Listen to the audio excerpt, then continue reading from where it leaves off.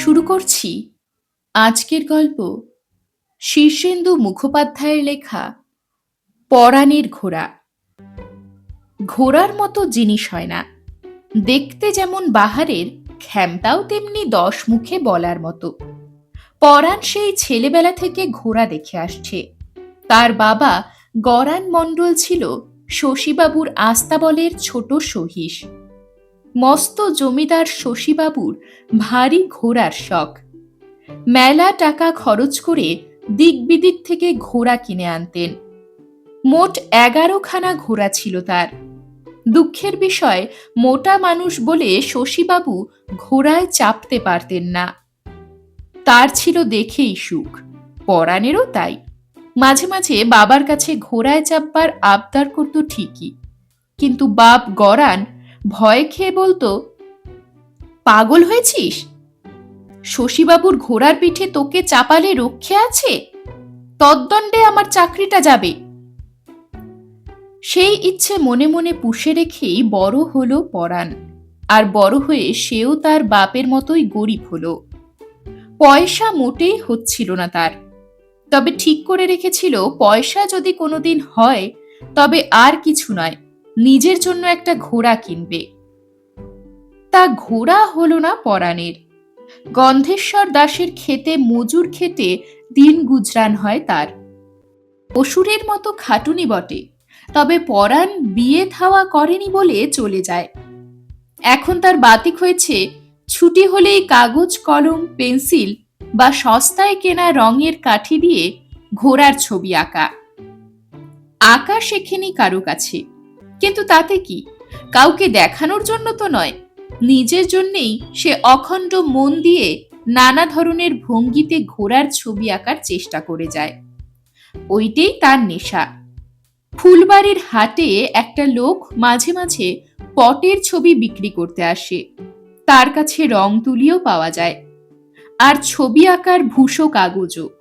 পয়সা খরচ করে সেই রং কিনে আনলো একদিন। দেখলো তুলি দিয়ে আঁকার আরো সুবিধে। প্রথমটায় মাপটাতে একটু অসুবিধে হয় বটে, তবে কিছুদিনের চেষ্টায় দেখলো ব্যাপারটা মোটেই শক্ত নয়।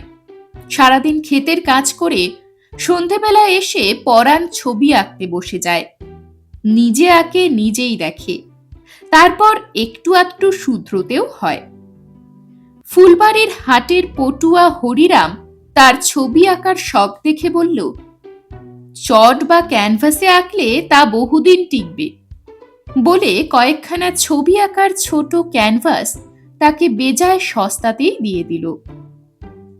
এদিকে গন্ধেশ্বর একদিন তাকে ডেকে বলল, দেখ বাপু, তুই বেশ গায়ে গতরে আছিস।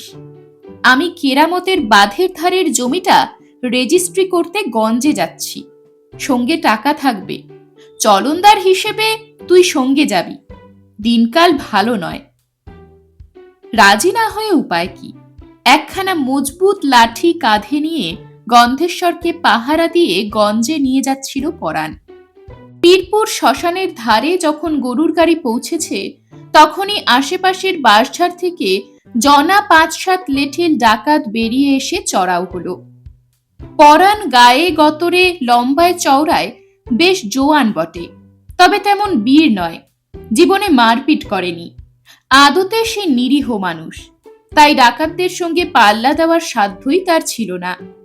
তবে আর কিছু না পারুক, গন্ধেশ্বরকে সে আগলে রেখেছিল।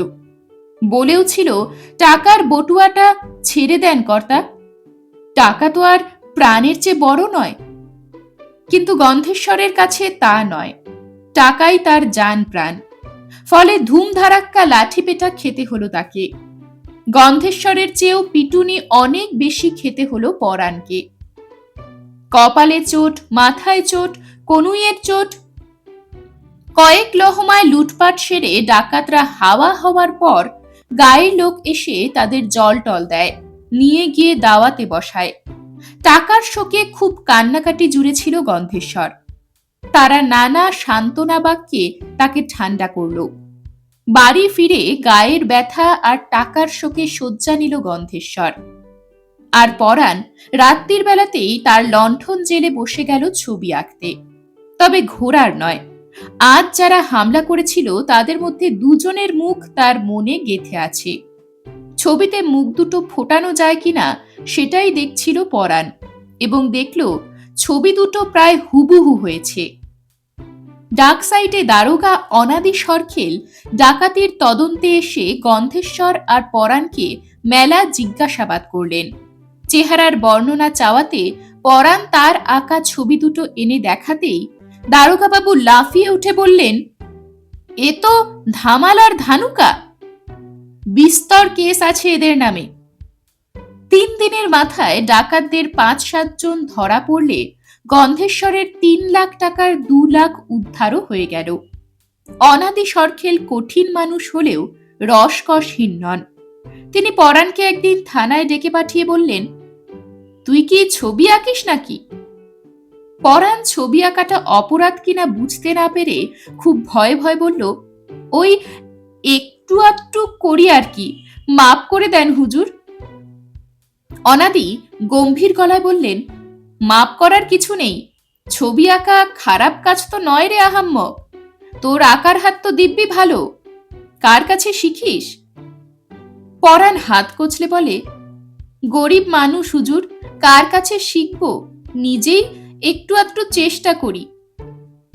হবিবপুরের সুধীর বাবুর সঙ্গে দেখা করিস, সমজদার মানুষ, আমি বলে রাখবো ক্ষণ।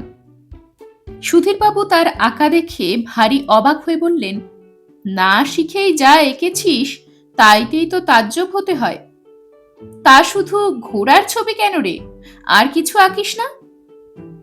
আগে আমার ছেলেবেলা থেকে বড্ড ঘোড়ার শখ, আর ঘোড়ার জন্যই আঁকি, নইলে আঁকার তেমন ইচ্ছে আমার হয়নি কখনো। তা আঁকার বিষয় হিসেবে ঘোড়াও কিছু খারাপ নয়, তবে অন্য বিষয়েও একটু আঁকিবুকি করলে ভালো হবে তোর। দুনিয়ায় ঘোড়া ছাড়াও কত কিছু আছে। তা আছে, তবে পরাণের মন প্রাণ জুড়ে কেবল ঘোড়াই লাফিয়ে দাপিয়ে বেড়ায়। তা সে অবাধ্য হল না। সুধীরবাবুর কাছে মাঝে মাঝে গিয়ে নানা বিষয়ে ছবি আঁকার তালিম নিতে লাগলো। একদিন গিয়ে দেখে সুধীরবাবুর বাড়ির সামনে একখানা চকচকে মোটর গাড়ি দাঁড়ানো। একজন বেশ বড়লোকি চেহারার ফর্সা মতো মানুষ চেয়ারে বসা, আর সুধীরবাবু তাকে পরাণের ছবিগুলো দেখাচ্ছেন। তাকে দেখিয়ে সুধীরবাবু বললেন, এই এরই আঁকা, এর নাম পরাণ মণ্ডল। হাসির কথা হলো এ ছেলেটার খুব ঘোড়ার শখ, পয়সা পেলে নাকি প্রথমেই একটা ঘোড়া কিনবে। শুনে লোকটা একটু হাসল এবং পরাণ খুব লজ্জা পেল। লোকটা খানিকক্ষণ ছবিগুলো খুব মন দিয়ে দেখে হঠাৎ মুখ তুলে পরাণকেই জিজ্ঞেস করল, একটা ঘোড়ার দাম কত? শুনে হাঁ করে রইল পরাণ। ঘোড়ার শখ তার আছে বটে, কিন্তু দরদাম সম্পর্কে কোনো ধারণাই নেই। সে মাথা টাথা চুলকে বলল, আগে সেসব তো জানা নেই। লোকটা ফের হেসে বলল, ঘোড়া কিনলেই তো হবে না, তার দানা পানির জোগাড় চাই, অসুখ হলে চিকিৎসা করানো চাই, যত্ন আত্মি চাই।